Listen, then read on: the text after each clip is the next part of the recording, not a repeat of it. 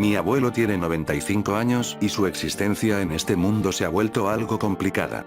Aquel hombre quedó reducido a un montón de tubos y cables que lo atan a seguir con nosotros. Se le dificulta el habla, pero cada uno de sus ásperos susurros tiene un peso tan severo que lo hace imposible interrumpir.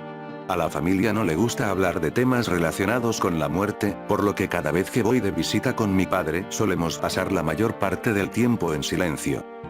¿Qué semana con las noticias? ¿Verdad? Podría decir papá. Gruñiría el abuelo. El mundo está loco.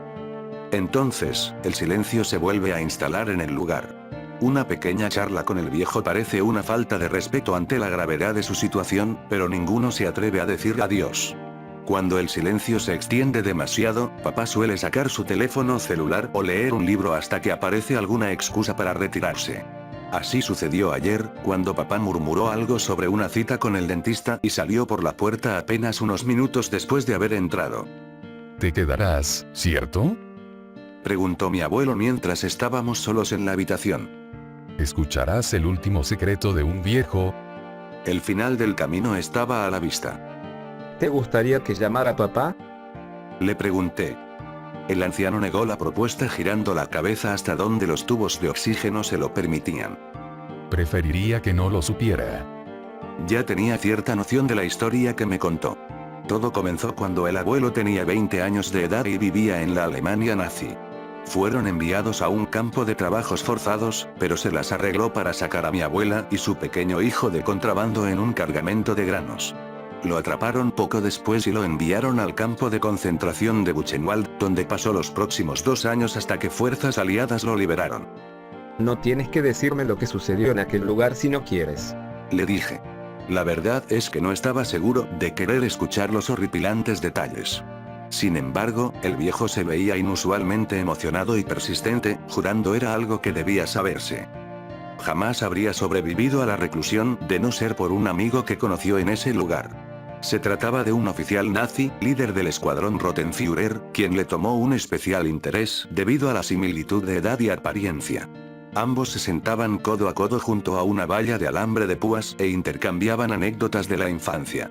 Mi abuelo hablaba de su esposa, de lo bella que era y cómo jamás se rendiría hasta volverla a encontrar. El oficial nazi había pasado directamente del Hitlerjugend al ejército y jamás había intimado con una mujer.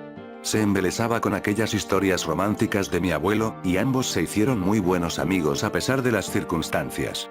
El oficial logró retirar en 2 ocasiones el nombre de mi abuelo en aquellas asignaciones de trabajo que significaban una muerte segura, y solía proporcionarle raciones extras de comida que mi abuelo posteriormente distribuía entre sus compañeros. No fue una buena vida, pero era vida, y eso, ya es algo bueno. Dijo el abuelo. Las cosas cambiaron cuando la guerra entró en su etapa final. A medida que los aliados se aproximaban, los nazis se fueron haciendo cada vez más paranoicos y desesperados. Se convirtió en una práctica común que los oficiales de menor rango fueran acusados de traición cuando no llevaban a cabo ciertas órdenes de trabajo. Además, los rumores de que el Rottenführer protegía a mi abuelo lo pusieron en una situación difícil con sus colegas. Al tener que elegir entre proteger a mi abuelo o ser asesinado, el Rottenführer firmó una orden para que mi abuelo fuera enviado a una fábrica de armamento próxima. 18 horas de trabajo al día, raciones mínimas y ausencia de atención médica, la fábrica prácticamente era una sentencia de muerte para la mayoría. En 3 meses, la probabilidad de salir vivo de ahí era del 50%. En nombre del amor, mi abuelo le suplicó que lo dejara vivir para volverla a encontrar. Ella lo esperaba en América. El Rottenführer quedó conmovido, pero la decisión ya estaba tomada. Únicamente se comprometió a anotar la dirección a donde había sido enviada y hacerle llegar una carta para informar lo sucedido con su esposo.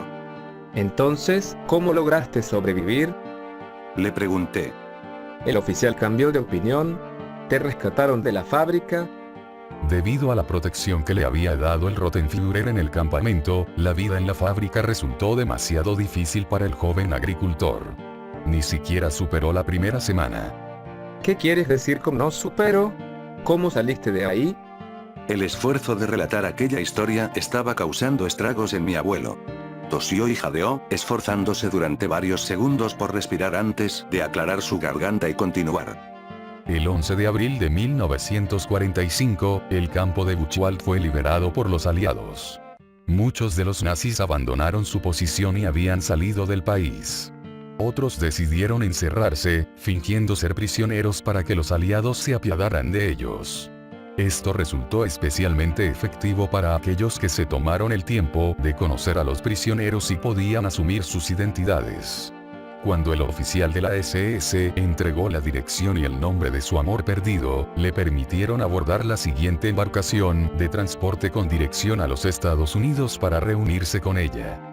Al principio tu abuela parecía sospechar, cuando la conocí, pero terminó aceptando que la guerra me había cambiado.